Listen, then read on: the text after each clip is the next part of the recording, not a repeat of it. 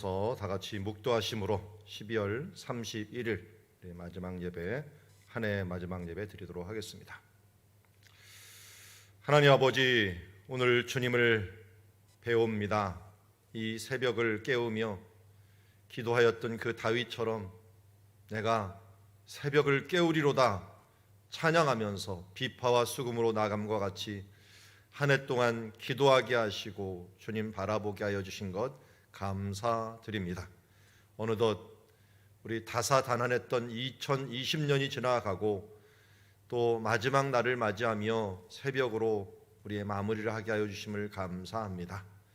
주님의 은혜로 살아왔고 또 새해도 주님의 주시는 그 축복의 한 해가 되기를 소원합니다. 주님, 무엇보다도 우리의 마음 가운데 하나님의 샬롬이 함께 임하는 시간 될 수 있도록 인도하여 주시옵소서. 어려운 시기라고 얘기하지만 하나님이 열어놓은 축복의 문, 은혜의 문, 평강의 문을 볼 수 있는 눈을 보게 하시고 이런 시기에 더욱더 더 많은 감사와 찬양과 또 하나님 앞에 이 사랑을 고백할 수 있는 한 해가 될 수 있도록 하나님 마무리가 될 수 있도록 축복하여 주시옵소서.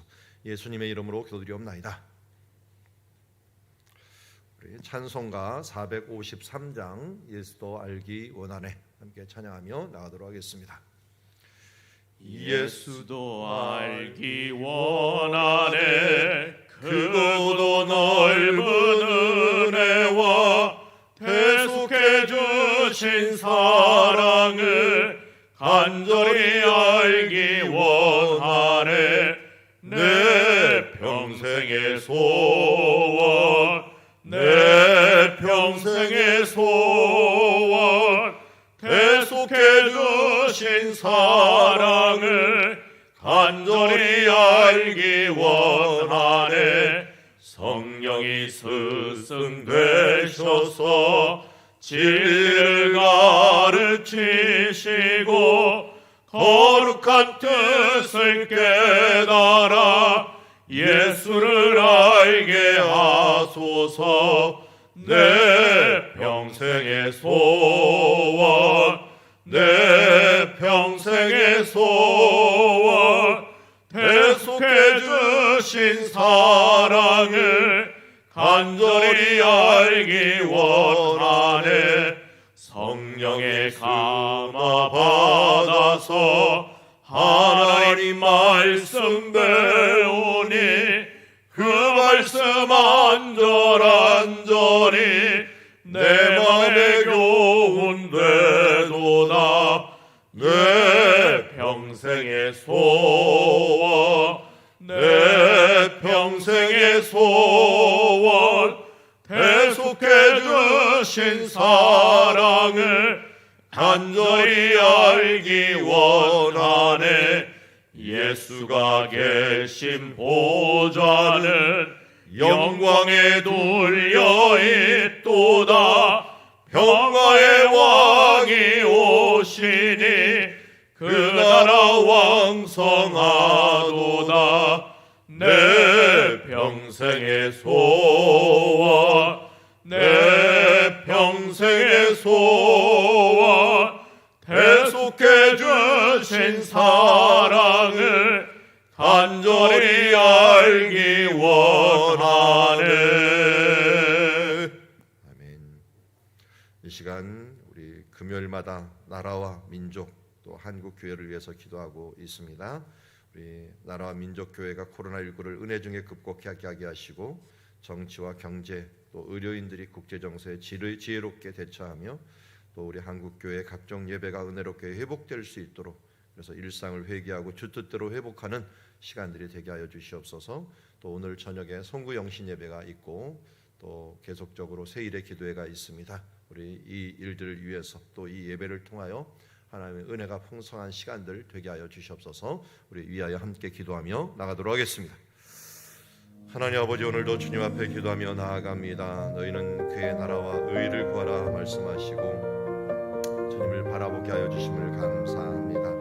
주님, 우리 각종 예배가 주님 안에서 많이 막혀있고 또 나라가 서로 막혀있으며 주님, 이 이제 질병과 전염병으로 온 세계가 주여 혼란 가운데 1년을 지내고 있습니다. 하나님, 그러나 하나님 어려운 죄 중에 은혜가 더하다고 이런 가운데 하나님의 은혜가 더할 수 있도록 은혜 베풀어 주신 것 감사합니다. 우리 각종 은혜가 은혜롭게 회복되게 하여 주시옵시고 일상을 회개하고 주 뜻대로 회복하는 주님의 시간이 될 수 있도록 아버지 붙들어주시고 인도하여 주시옵소서. 하나님, 오늘도 우리가 이제 송구 영신 예배를 드리며 또 새일의 기도회를 시작하며 나아갑니다. 하나님, 오늘도 우리에게 주시는 은혜로 말미암아 새해 하나님이 주시는 큰 은혜가 있어질 수 있도록 소원하며 기도하게 하시고, 주여 이제 우리도 모르는 사이에 하나님께서 합력하여 선을 이뤘듯이 주여 우리 이 민족과 우리 교회 가운데 또 우리 주변 지역 가운데 하나님의 은혜를 베풀어 주시옵시고, 주여 우리 목요일 하나님이 주시는 은혜로 말미암아 나라와 민족이 복을 받으며 주여 우리 나라 이 모든 삶들 가운데 하나님의 은총이 베풀어지는 시간들 될 수 있도록 주여 더욱더 함께하여 주시옵소서. 주 은혜 외에는 다른 것으로 이런 모든 부분들을 행할 수 없사오니 주께서 함께하여 주시옵소서. 기도합니다. 하나님 아버지, 오늘도 주님 앞에 기도하며 나아갑니다. 주님 감사합니다. 주를 보고 기뻐하는 삶을 살겠노라고 다짐하였고 또 그렇게 시작하였기에 오늘도 말씀과 기도와 또 하나님 앞에 실천적인 삶들을 통하여 주님 하나님께 초점을 맞춤을 감사드립니다. 이제 우리 12월 30일 주님 안에서 맞이한 귀한 시간입니다. 우리 목요일 주님 앞에서 이제 한 해를 마무리하면서 오늘도 나라와 민족을 위하여 기도합니다. 이 나라의 지도자들을 위하여 기도합니다. 한국 교회를 위하여 기도합니다. 하나님, 우리의 기도를 들으시사 우리를 긍휼히 여겨 주시고 큰 긍휼로 함께하여 주시어서 이 나라 이 민족들 하나님의 은혜로 뜨겁게 서로 사랑하는 아름다운 민족 될 수 있도록 또 민족 교회 될 수 있도록 은혜 베풀어 주시옵소서. 예수님의 이름으로 기도드리옵나이다.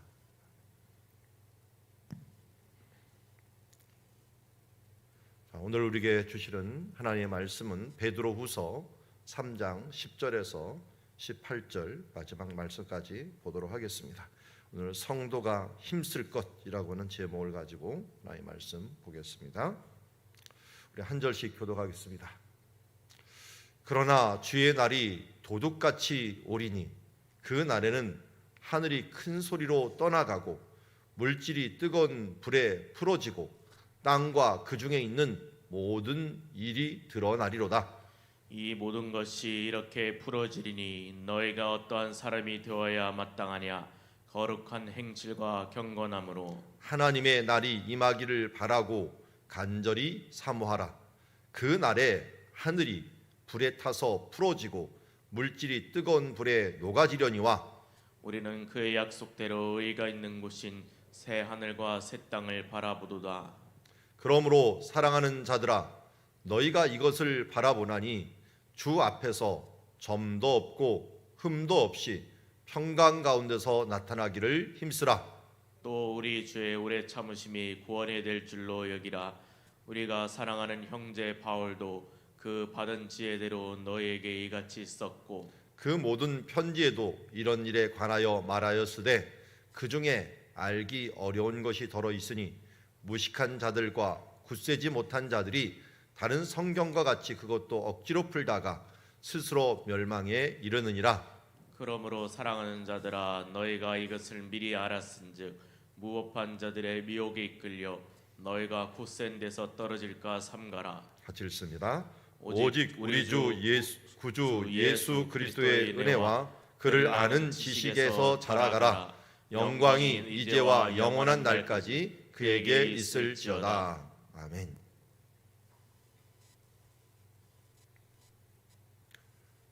오늘 주의 날에 대해서 다시 한번 우리 9절까지도 한번 더 얘기를 했는데요.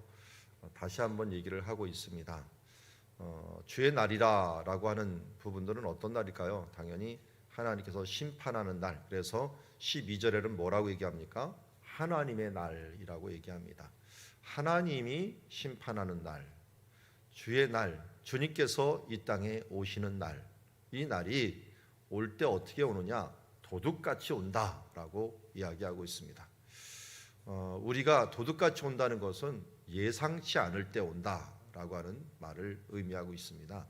그날에는 하늘이 큰 소리로 떠나가고 물질이 뜨거운 불에 풀어지고 땅과 그 중에 있는 모든 것이 드러나리라라고 얘기를 했는데요. 여기 보니까 이 부분들을 뒤에도 또 한 번 얘기해요. 12절에도 그날에 하늘이 불이 타서 풀어지고 물질이 뜨거운 불에 녹아지려니와 라고 얘기합니다. 그러니까 마지막 때에는 하나님이 심판하실 때 우리 앞에도 얘기했지만 불심판에 대한 부분들을 얘기했거든요. 근데 사도 베드로의 눈에는 이게 보이는 것 같아요. 아마도 이 예 중에 하나가 나중에 일어나게 됐는데요. 72년 주후 72년경에 폼페이 화산이 터졌어요. 그 화산이 터지면서 그야말로 이 멸망으로 완전히 끝나게 됐는데 이것을 베드로가 봤는지 아니면 들었는지 그건 모르겠어요. 아마 순교의 시간으로 치자면은 비슷한 시기에 일어난 것 같습니다. 사도 바울이 폼페이 화산 전에 네로 황제 때 죽었으니까요. 어쨌든 이런 일들에 대한 부분들은 이 시대에 로마에 있는 사람들에게는 굉장히 큰 이 경계가 되었을 것이다라고 얘기할 수가 있습니다. 왜냐하면 베드로 전서에 보면 이 바벨론에 있는 형제들이 편지한다라는 표현을 쓰는데요. 바벨론이 그 당시에는 로마를 상징했거든요. 그러니까 베드로가 아마 로마에 가 있었을 가능성도 굉장히 큽니다. 어쨌든 그 로마 주변 로마로 막 들어가는 입구가 보디올인데 보디올 바로 얼마 안 있어서 그곳이 폼페이가 있는데요. 그 폼페이가 터지면서 아마 이런 일들에 대해서는 더 경각심을 주고 있습니다. 지금도 마찬가지죠. 우리 크로아티아에 어제 큰 지진이 났다라고 얘기를 합니다. 거기에 도시 반이 날아갈 정도로 이 지진이 심각하게 일어났다고 하죠. 이것처럼 지진과 이 화산 폭발은 우리 세대 가운데 지속적으로 일어나면서 하나님의 경고성으로 계속 나옵니다. 우리 지진도 대지진은 어떻게 일어납니까? 맨 처음에 작은 지진이 몇 번 일어났다가 꽝 일어나는 것처럼 우리 화산도 마찬가지죠. 맨 처음에 전조 징조가 일어나죠. 몸도 마찬가지예요. 몸이 아플 때는 그냥 아픈 게 아니에요. 조금씩 뭔가 징조를 보여서 어느 순간에 일어나는 것을 보게 됩니다. 급성이라고 하지만 먼저 뭐든지 다 징조가 있게 마련이죠. 여기도 우리 하나님께서는 하늘의 큰 소리로 떠나가고 물질이 뜨거운 불에 풀어지고 땅과 그 중에 있는 모든 것이 드러날 것이다 라고 이야기하면서 원래 우리는 지금 어디에 살고 있습니까? 지구과학을 조금만 공부하는 분들은 우리는 액체 위에 살고 있습니다. 우리 지구 밑에는 멘틀이라고 하는 큰 불덩이가 계속적으로 흐르고 있는데 이 흐르는 것이 이 액체가 어떨 때는 땅으로 분출이 되는 것뿐이죠. 우리는 잠시 녹아 있는 그런 이 불덩이가 조금 녹아 있는 식어 있는 그 중에 살고 있는 중이라고 할 수가 있습니다. 그만큼 하나님께서 마음만 먹으시면 얼마든지 이 부분들을 뒤집을 수 있다라고 하는 것들을 우리에게 알려주고 있고 이러한 심판이 우리 가운데 이뤄질 것이다. 그래서 11절에 이것을 우리 표현할 때 풀어진다라고 하는 표현을 써요. 이렇게 풀어지리니 너희가 어떤 사람이 되어야 마땅하냐. 그래서 12절 끝에는 어떻게 해요? 불에 타서 풀어지고 물질이 뜨거운 불에 녹아지려니와 화산이 터져가고 용암이 내려올 때는 모든 것이 다 녹아져 버리죠. 녹아져 버리고 다 이 모든 식물이고 동물이고 다 없어지는 모습을 보게 됩니다. 이런 심판을 앞뒤에 10절, 11절과 12절에 놓고 그 가운데 그러면 이런 심판이 하나님 앞에 있는데 너희는 어떠한 사람이 되어야 하느냐? 어떤 사람이 되어야 된다고 합니까? 거룩한 행실과 경건함으로 하나님의 날이 임하기를 바라고 간절히 사모하라. 그 날을 두려워하는 것이 아니라 그 날이 이르기를 바라고 간절히 사모하라 라고 말씀합니다. 왜 그럴까요? 이 날은 세상을 향하여는 심판의 날이지만 믿는 사람들에서는 어떤 날이에요? 구원의 날입니다. 그래서 13절에 얘기합니다. 우리는 그 약속대로 의가 있는 곳인 새 하늘과 새 땅을 바라보도다. 이 땅은 풀어지고 불에 녹아지려니와 우리는 새 하늘과 새 땅을 바라보는 하나님의 자녀들이고 약속대로 그곳에는 새 하늘과 새 땅은 의가 있는 곳입니다. 불의가 없고 우리 앞에 3장 앞에 정말 신랄하게 베드로가 비판한 게 뭡니까? 이단들이고 거짓 선지자들이고 거짓 선생들입니다. 그들에 대해서는 성경에 이만큼 신랄하게 얘기한 적이 없어요. 그들이 물 얻는 셈이요, 또 뭐 이 얘기는 뭐 이 지나가는 이 광풍 속의 안개와 같고 하면서 그들을 향하여 신랄하게 비판을 했는데, 그들처럼 그들은 이런 심판에 드러나지만 이 새하늘과 새 땅은 의로운 자의 땅이다라고 이야기를 하고 있습니다. 그러니 우리는 어떻게 해요?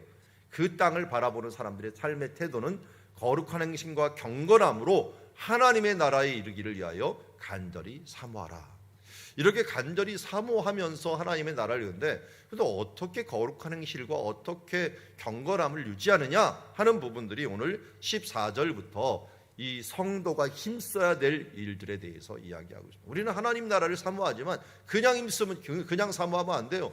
그냥 아무것도 안 하고 사모하면 안 되고요. 경건함으로, 거룩함으로 입어야 돼. 경건함과 거룩함으로 어떻게 또 힘써야 되느냐 하는 걸 구체적으로 한 3가지로 여기 이야기하고 있습니다. 14절에 보니까 우리 같이 한번 읽어봅시다. 14절 시작. 그러므로 사랑하는 자들아, 너희가 이것을 바라보나니 주 앞에서 점도 없고 흠도 없이 평강 가운데 나타나기를 힘쓰라. 아멘. 2020년을 한마디로 요약을 한다면 견딤이라고 또 요약할 수 있을 것 같습니다. 그나마 견디는 게 이기는 거다. 보존되었다는 것 자체 하나만으로도 감사해야 될 한 해일지도 모르겠습니다. 올 한 해 동안 또 코로나 기간 동안 뭐 대구 예를 들어 하더라고요. 대구가 5,000개 넘는 가게들이 있고 대구시 하나에 5,000개가 넘는 상점들이 문을 닫았다라고 하는 이야기를 합니다. 한 시가 그러면은 다른 데는 어떻다는 것입니다. 정말 견디기 힘든 시대를 우리는 살고 있습니다. 물론 어떤 때는 더 바빠진 데도 있고요. 그러나 대부분은 위축이 되어서 정말 견디기 힘듭니다. 그런데 더 힘든 거는 점도 없고 흠도 없이, 그것도요 평강 가운데, 하나님의 평강 가운데 우리가 보전이 돼 갖고 주님 앞에 선다는 것 자체도 힘든 세상을 살고 있습니다. 점도 없고 흠도 없다라는 말이 우리 이단들 거짓 선생을 얘기할 때는 그들은 바로 점이요 흠이다라고 얘기를 하고 있어요. 그러니까 주 앞에서 바른 모습으로 거룩하고 경건한 모습으로 내가 견뎌가는 것, 이거 하나만도 하나님 앞에 그렇게 나타난 바 되는 것도, 그렇게 나타나기를 힘쓰는 것도 얼마나 소중한 것인지 모르겠어요. 우리는 모두 얼마 안 있어서 주님 앞에 설 것입니다. 이미 우리는 코람되어 하나님 앞에 서 있지만 이제 더 이상 다른 것으로는 우리가 이 세상에서 할 수 없는 순간, 아무것도 못하고 주님 앞에 서는 순간이 있습니다. 그 가운데에서도 평강 가운데, 그 가운데서도 하나님 앞에 흠도 티도 없이, 점도 흠도 없이 하나님 앞에 정말 거룩하고 경건하고 깨끗하고 순전한 모습으로 서기를 원합니다. 하나님이 원하시는 게 바로 이것입니다. 욥을 바라보면서 사탄이 모든 사람을 욕할 때도 너는 욥처럼 순전한 사람을 보았느냐라고 하면서 점도 없이 흠도 없이 하나님 앞에 깨끗한 마음을 가지고 이 땅에 어떤 세상에 좌지우지하지 아니하고 주님만 바라보면서 그 길을 꿋꿋이 걸어갔던, 그리고 그 가운데서 하나님의 평강을 누리며 살아왔던 한 사람을 하나님께서는 지금 찾고 계십니다. 그 사람 누가 될 것이냐라고 물어보실 때 우리 모두 저요, 제가 가겠습니다. 제가 이 길을 걸어가겠습니다. 평강 가운데 주님 앞에 나타나기를 힘쓰는 주의 자녀들 모두 되기를 주의 이름으로 축원합니다. 그 다음 두 번째를 굉장히 길게 얘기를 합니다. 15, 16, 17절이 굉장히 긴데 한 주제를 이야기합니다. 또 우리 주의 오래 참으심이 구원이 될 줄로 여기라.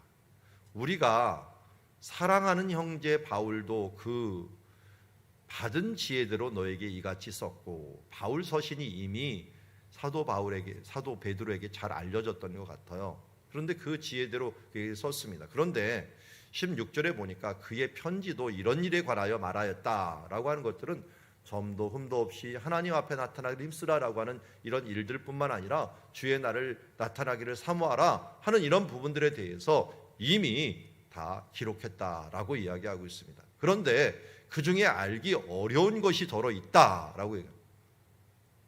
사도 바울도 이제 지식인이다 보니까 이곳저곳에 조금 자기가 보았던 환상뿐만 아니라 또 이 다가올 천국에 대한 부분들, 이런 부분들에 대해서 이야기를 해 주었습니다. 그렇다 보니까 무식한 자들과 굳세지 못한 자들이 다른 성경과 같이, 다른 성경도 그렇게 푼다는 거예요. 그것도 억지로 풀다가 스스로 멸망에 이르느니라.